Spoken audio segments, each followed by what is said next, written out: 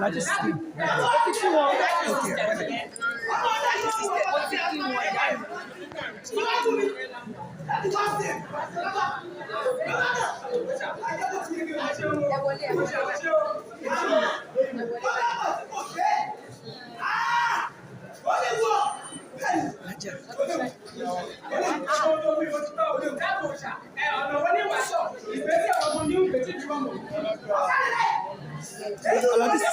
System.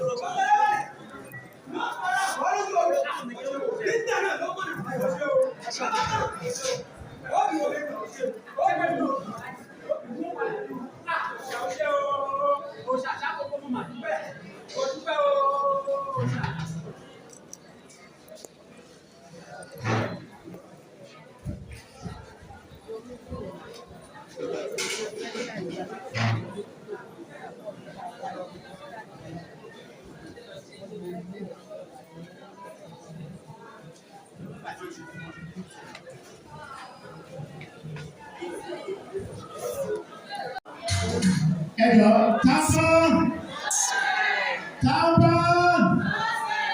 torí pé nígbà tí gómìnà wọlé a wà lẹ́nu ṣẹ́ńtà yẹn gbogbo òṣèré tó wà ń bí standing ovation for our governor standing ovation for our governor standing àtẹ́wọ́ ẹ bá mi fún gómìnà látẹ́wọ́ standing ovation gbogbo òṣèré tó wà ń bí ni mo kí. àtẹ̀yìn tá a fi wé pé Alhaji ti sá lọ lé àtúntòyìn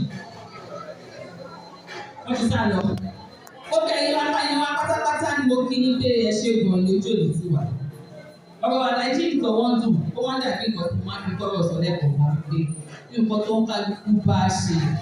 gbogbo ẹ̀ la kúkú ń rí ẹ̀yin náà gbọ́ títí di èyí Alhaji Towodun sí ìsanwó ojú rẹ̀ nígbà tí ọmọ ẹgbẹ́ mi ò tiẹ̀ mọ bí tó ti ń ṣe mítìn rárá ẹlòmí ò ní wọlé rà lójú ẹgbẹ́ ẹ̀yìn tí máa ń ṣẹlẹ̀ bẹ́ẹ̀ wọ́n gbọ́dọ̀ pé kíní kan ti ṣe kíní kan lọ́mọdé nígbà tó ń ṣẹlẹ̀ sí wa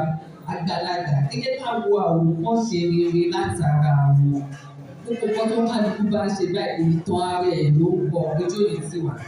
gẹ́gẹ́ bí wọ́n ṣe sọ ní South West bí Alhaji ṣe ṣe bẹ́ẹ̀ ni wọ́n ṣe ṣe sí wa ní ọ́fíìsì ní state ní ọ́fíìsì wa kò sí nǹkan tí a ṣe kò sí nǹkan tẹ́ ẹ pé Alhaji sí wọn náà máa kọ́kọ́ síwájú tọ́mọdé gbé gbogbo ẹ̀ tí ń kó gẹ́gẹ́ bí wọ́n ṣe sọ ẹ ṣe wọ́n ń dà pọ̀ èèyàn wa ẹ ṣàti Alhaji wà nínú àwọn tó máa kọ́kọ́ bomi sí ẹ̀jẹ̀ àfi sùúrù sí àwọn kankan wà tí ò yẹ kí n sọ púpọ̀ lè ṣé kí n máa sọ̀rọ̀ Alhaji bí wúmẹ́ǹsì kì í ṣe dúró tó ti gbogbo ẹ̀ àti gbogbo bí táwọn aláradé tá a ta gòkè ṣé kí n sọ gbogbo ẹ̀ yìí kí má lọ bẹ̀rẹ̀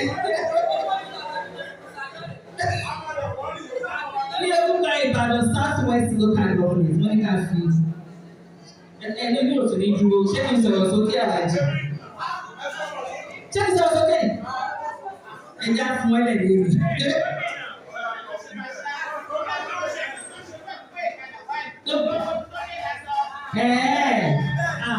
ẹ má máa jẹ sọ̀rọ̀ jù lẹ́yìn